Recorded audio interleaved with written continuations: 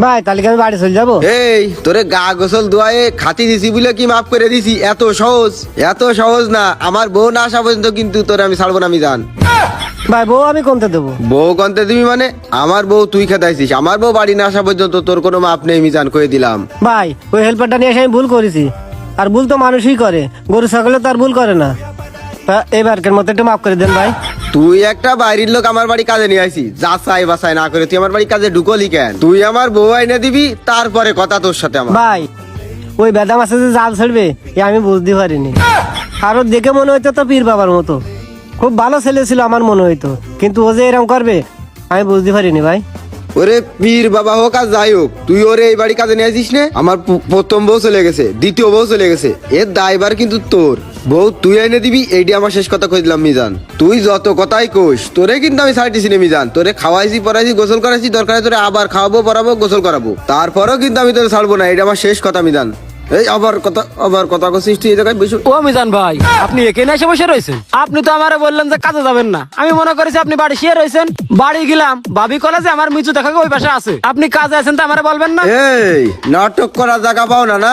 আমার বউ কি জানেছে এবার সত্যি কথা কয়ে দিলাম। মিজান কাছে তো জ্বর হয়েছে, আর তুই এই জায়গায় এসে করছিস মিজানটা খুঁজে বেড়াচ্ছিস। আপনার বউ মানে? ভাবি কোন জায়গায় গেছে আর আমার জ্বর হয়েছে এই কথা মিজান ভাই কি জন্য করতে যাবে? মিজান ভাই তো আমারে কালকে রাত্রি কলেজে ওকে সিমেন্ট বালি নেই, কালকের দিনটা কাজ অফ থাক, পরশু দিন করবানি, তাই আমি বাড়ি শুয়েছিলাম। আপনার বউর খবর কিন্তু আমি ভাই কিচ্ছু জানি না।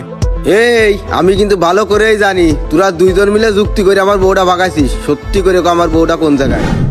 ভাই আমি তাহলে মনে মনে যেটা সন্দেহ করিলাম ওইটাই তাহলে ঠিক হয়েছে। কেন তুই আবার মনে মনে কি সন্দেহ করিলি? ভাই ওই যে মিজান ভাই একটা নতুন হেল্পার নিয়ে এলো না, ও দেখতে কিন্তু নরম সরম খুব ভদ্র, আমিও মনে করিলাম খুব ভালো। ও না ভাই মিনিটি ভাবির কাজ যাচ্ছিল, একবার গিলাস নিয়ে আসতি, একবার পানি খাতি, একবার যাই কথা ভাবি পান দেন। আমি অতটা মাইন্ডে নিইনি ওই সময়, আমার একটা চুল টুল পাকা, ভাবিও মনে হয় পছন্দ করবেন না।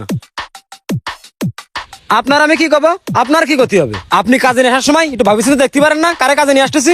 সব দোষ কিন্তু এই মিজান ভাই কিন্তু সাথে ছিল। এই ওই যে ভাবির সাথে এরকম গল্প করে, তুই আমার সাথে কোনো সময় কইছিস? তোমার কান মুখ না হঠাৎ হলা দেবেন একদম। আগের বউটা তুই, আগের বউটা তুই নিয়ে গেছিস, আর এ বউটা এরকম তুই আমার কবি না? এই তুই কার পরে রুখতেছিস? ও সত্যি কথা কাছে এই জন্য ওর পরে রুখতেছিস? তোমার কিন্তু কান মুখ একদম ঝালাফালা করে দিবানে কই দিলাম। মারির এখনো কিচ্ছু হয়নি, তোমার একদম গুঁড়ো করে দিবানে কই দিলাম। ভাই এইভাবে মাথা গরম করলে তো আপনি আর বউ খুঁজে পাবেন না। আমার মাথা একটা বুদ্ধি আছে, ওই প্ল্যানটা খাটালি আপনি বউ পাবেন, আবার সংসারটাও আগের মতন হয়ে যাবে। কি প্ল্যান ক? এই কথাটা হচ্ছে যে এই যে মিজান ভাই গত মাসে যে বাড়ির রাজমিস্ত্রির কাছে গেল না, ওই বাড়িতে একটা ভাবি বাগাই নিয়ে আইলো। ওই ভাবি চেহারাটা বিশাল সুন্দর, আমি করছিলাম যে